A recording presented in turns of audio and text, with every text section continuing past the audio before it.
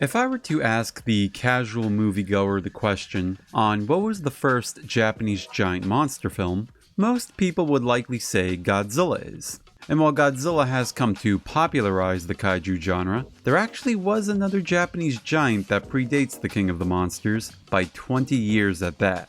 It was a movie called Daibutsu Kaikoku, translated as The Great Buddha Arrival, or sometimes referred to as The Giant Buddha Statues Travel Through the Country, but that title is just way too long. The movie was released to Japanese cinemas on September 14th, 1934. Now, some may say I'm wrong and point to that lost Japanese King Kong short as the first Kaiju picture. Well, if you actually read into that, you'll find that it's not really a kaiju movie, but just a short film about a guy dressing up as a monster walking through miniatures. And no, it's not being meta about itself, that's just one of the plot points. And I want to say before continuing that The Great Buddha may not be the first kaiju movie as well, as there possibly could have been more that we just don't know about yet. But as of the time I'm making this, the movie is on record at being the first Japanese Kaiju picture, and as such, that's what I'm treating it as here. Anyway, what even is The Great Buddha Arrival?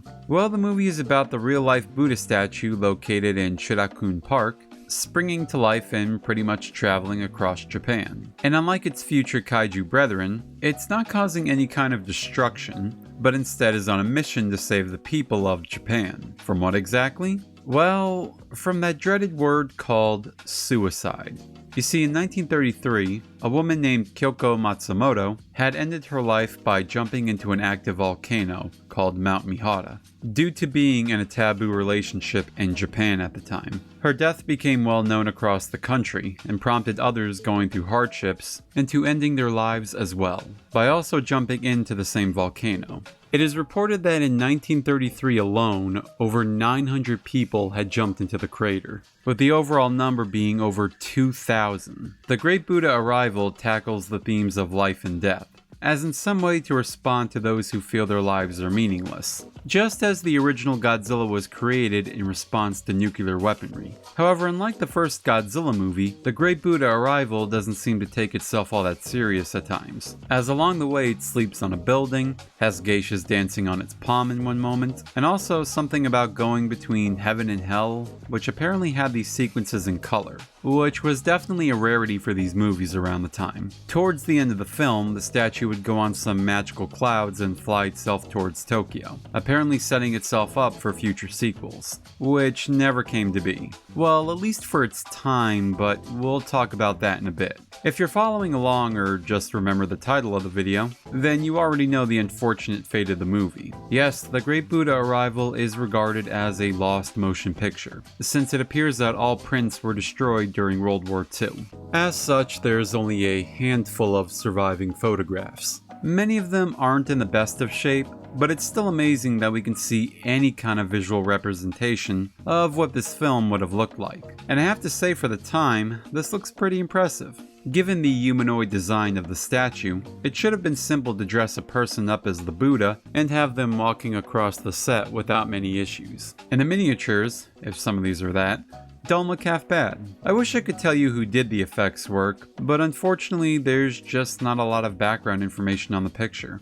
Something I can say about the movie is that it was both produced and directed by Yoshiro Edamasa, who was pretty much a pioneer in the early days of Japanese cinema. In fact, through a chance encounter, Eiji Tsuburaya was mentored by Edamasa before going on to become the effects director of the first Godzilla movie. From a little I could gather, Edamasa seems to have been well liked in the movie industry, often having his films be well received by the public. The Great Buddha Arrival was the last movie Edamasa worked on before retiring from the film industry altogether, and ironically it would become his most well-known picture over the years to come. Well, at least up here in America anyway, I can't really say for anywhere else. Sadly, we may never know exactly how well made the film turned out to be. For all we know, it may not have been a kaiju movie in a traditional sense. I read somewhere that it may have just been a travel documentary disguised as a movie, showcasing Japanese locations. The movie has become largely forgotten throughout time, though has seemed to gain some attention in recent years. And its sequel/reboot, which was made more than 80 years after the original, may have benefited from that.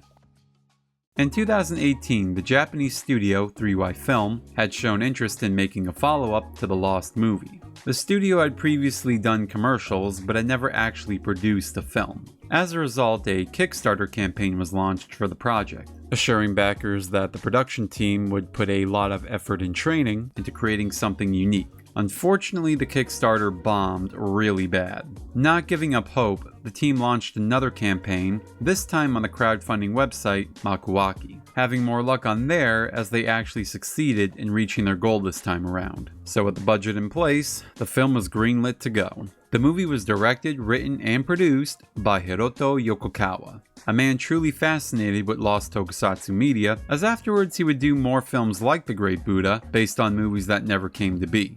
Towards the end of 2018, the movie was complete and released on December 15th, only in Japan. A few years later, the film would receive a wider release abroad with new footage, frequently known as the Final Edition, with a 60-minute runtime. The movie is about a man named Murata, who is on a quest to find and gather information about the walking Buddha statue from 80 years ago. He's creating a documentary around the subject, proving if the statue did at some point come to life or not. He gets his answer soon after, when it's reported that the statue has indeed sprung to life, and is making its way towards Tokyo, as it had intended to do at the end of its original film. Now, I've claimed before that this film is a sequel to the 1934 picture, but it isn't, since the original movie is supposed to be just that. A film that was made decades ago and is now lost to time. And this is stated directly in the opening scene, with actor Akira Takarada playing himself, mentioning that the movie is just a movie. The odd thing about this sequence is that Murata is the one filming it,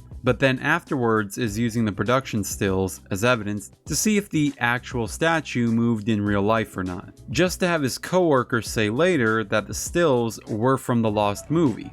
If the 1934 film is just a movie, Murata should have known this from Takarada's description at the start, or he at least should have recognized these were stills by searching it up online. I mean, by this time in 2018, people are frequently looking things up online that they are generally curious about.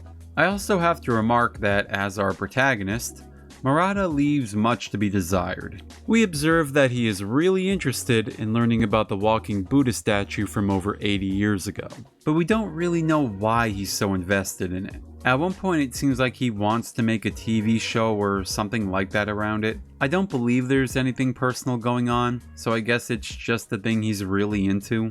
Overall, the character just isn't well defined enough to keep me invested in whatever he's trying to do. The secondary characters are nothing really to write home about, but what is though is a lot of the extras, who are played by actors who contributed in some way to various tokusatsu media, like Ultraman actor Bin Furuya playing Edamasa's grandson, Yoshihiro Uchida, who had played Toshio in the original Gamera film, now plays an alternate version of the same character in this movie. Yukijiro Hotaru, who had played Inspector Osako in the 90s Gamera trilogy, now plays a bike-stealing detective in this film. And of course, there's many more cameos as well. It's cool to see a lot of familiar faces here, even if many of them feel a little inessential. In fact, the movie poster proudly presents many of their faces on the cover, yet a lot of them contribute almost nothing to the picture. I'm not downplaying their presence or anything, but I feel as though the team behind the film were more excited to have these actors in the movie, more so than they were telling an intriguing story. Because overall the film is just okay. It's nothing groundbreaking by any means, and I get it's an independent film, so I won't be too harsh on it and say it's just flat out bad, because it really isn't. A positive I can say though is that I like all the scenes that replicate the original and its time period. The production team did a fantastic job recreating the stills from the original feature, much like they did with 3Y's other movie, Nezura 1964. The midsection scenes definitely have a chilling atmosphere to them, both with the old-time camera work and the haunting music score adding to the unsettling events being shown on screen. As for the Buddha segments, the Buddha is portrayed by a suit actor in these scenes, and the whole effect is rather pleasing. Granted, we don't get to see all that much of it, but sometimes less is more. It's not the most convincing portrayal of a living statue, but you can still appreciate the brief moments it does have on screen. In the modern day scenes, the Buddha is a CGI character, and it looks okay. Visually, it doesn't do anything spectacular, so don't expect much once it does show up. If you want to witness a gigantic stone being thrashing things up, then I'd suggest you go watch the Daimajin movies. As a whole, the film is a fine watch. I won't spoil the ending for you, but I will say it gets a tad bit convoluted. Going for a Twilight Zone twist ending kind of vibe, but not really establishing it well. The movie doesn't have the most enticing plot it could have had, nor does it have a protagonist I can really latch myself onto. I'd say the most diehard of kaiju fans should enjoy this movie for what it is, but if you're a general Godzilla fan who simply loves monster action, then you're better off looking elsewhere, as you're not really getting much of that here. However, with its hour-long runtime, I'd say it is worth checking out for curiosity's sake. After all, who knows if we'll ever get another follow-up to what could have been the very first Japanese kaiju film. Thank you all for watching, and I'll see you next time. Filming of the rats. It's really cool to see how this movie would have been played out in motion if it had gone through to the end. Since there are no pictures of the mammoth Nezura, the one in this film had to be created from scratch, and the final outcome does not disappoint.